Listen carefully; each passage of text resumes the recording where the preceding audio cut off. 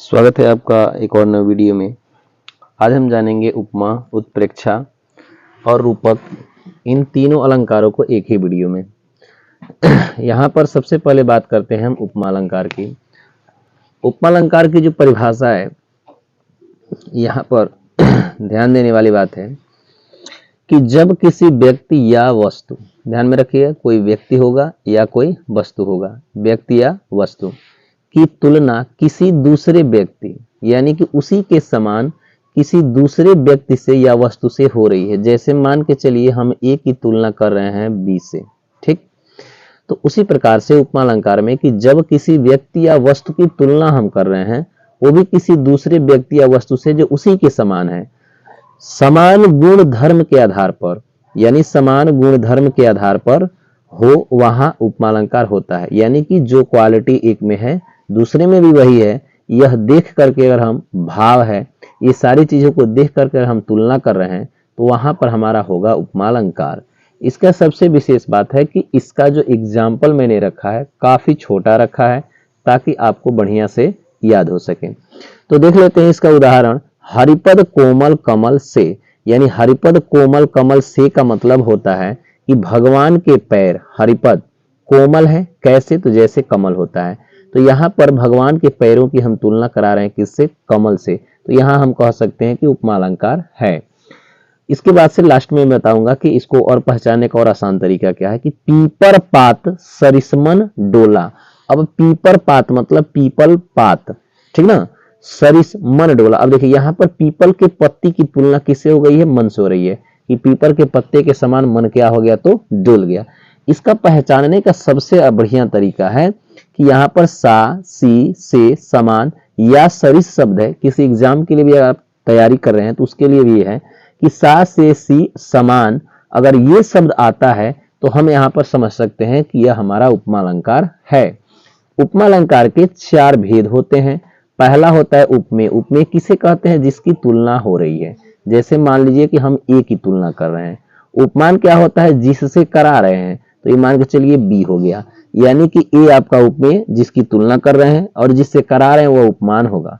तीसरा साधारण धर्म क्या होता है, तो जो गुण ए में हो और बी दोनों में कॉमन गुण हो, उसे हम कहते हैं, दोनों के साधारण गुण धर्म को हम कहते हैं साधारण धर्म। उसके बाद से है वाचक शब्द, यानी वह शब्द जो उपमेय और उपमान के तुलना कराने में मदद करता है, उसको हम कहते हैं वाचक शब्द। जैसे कि सासी, से और समान है। पहले वाले एग्जाम्पल में जैसे से को अगर हटा दिया जाए तो तीनों का अर्थ अलग अलग हो जाएगा। हरिपद, कोमल, कमल अलग अलग हो जाएगा। से की सहायता से इनका तुलना करना संभव हो पाया है, अतः हमारे ये वाचक शब्द हैं। उसके बाद से बात करते हैं रूपक अलंकार की। तुलना रूपक अलंकार में भी होता है, लेकिन इसमें अंतर क्या है कि सा, सी, से, समान ये सारे शब्द नहीं होते हैं। जहां उपमेय और उपमान में समानता हो, अब देखिए जहां उपमेय और उपमान में समानता हो या दोनों बराबर की कैटेगरी में रखा जाए, एक बराबर एक समान रखा जाए, वहां रूपक अलंकार होता है। जबकि इसमें समान गुणधर्म के आधार पर होता है, तुलना इसमें भी हो रहा है।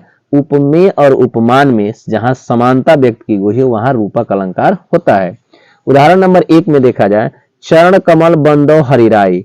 अब यहाँ पर एक चीज और है कि जिससे तुलना होती है वो दोनों करीब में रहता है, एक पास में, बीच में आपका डैश लगा हुआ होता है, ये इसकी पहचान है।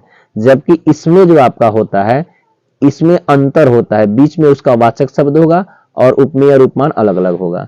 इसमें देखिए चरण कमल, यानी चरण की तुलना कमल से हो रही है। बंदो हरिराई, यानी चरण जो है आपके कमल के समान चरण की मैं वंदना करता हूं, तुलना करता हूं, यानी तुलना सॉरी करें कि मैं इसकी वंदना करता हूं। उसके बाद से कह रहा है पायोजी मैंने राम। अब देखिए राम यानी भगवान राम, रतन। अब देखिए राम की तुलना किसी रत्न से की गई है, धन पायो, यानी मैंने राम रूपी धन को पाया है, ठीक। यह मीराबाई का काफी पॉपुलर एग्जाम्पल भी है। मीराबाई का ये पद रचना का, चरण कमल बंदो हरिराई और पायोजी मैंने राम रतन धन पायो, इसका सबसे बड़ा पहचान है। अगर एग्जाम किसी एग्जाम को आप देने जा रहे हैं तो इसका पहचान होगा कि जहां से तुलना हो रही है उन दोनों के बीच में डैश होगा। तीसरे वाले की बात करते हैं कि जहां उपमेय में उपमान की संभावना हो। देखिए यहाँ पर जो उपमेय है और उपमान है केवल संभावना हो वहां उत्प्रेक्षा अलंकार होता है। ठीक, यानी जहां उपमेय में उपमान की संभावना, यानी ऐसा लगेगा कि उपमेय ही उपमान में है, तो जहां उपमेय में उपमान की संभावना वहां उत्प्रेक्षा अलंकार होता है।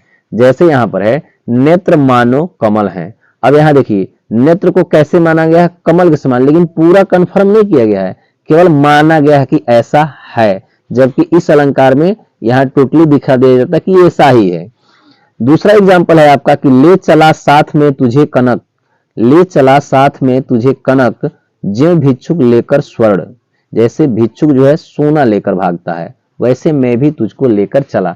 अब इसको पहचानने का, अगर किसी एग्जाम के लिए आप तैयारी कर रहे हैं, इसको पहचानने का तरीका है कि इसमें आपका रहेगा मानो, ठीक, मानो, मनो, जानो, जनो, ज्यों। तो इसमें देख सकते हैं कि ज्यों है और इसमें मानो शब्द है, तो ऐसे क्लियर होगा कि ये आपका उत्प्रेक्षा अलंकार है। तो एग्जाम के लिए भी काफी ये अच्छी बात है। यहाँ पर तीनों अलंकारों को आपको उम्मीद है कि समझ में आया होगा, और हमारे चैनल को आप सब्सक्राइब कर सकते हैं। इसे आप एक लाइक भी दे सकते हैं, और आप चाहें तो आप इसे अपने दोस्तों के साथ शेयर भी कर सकते हैं। और कमेंट करके अगर कोई प्रश्न अगर आपके मन में हो हिंदी या अंग्रेजी में, तो आप हमें कमेंट करके भी बता सकते हैं। आपके एक कमेंट और लाइक से हमारा हौसला बढ़ता है।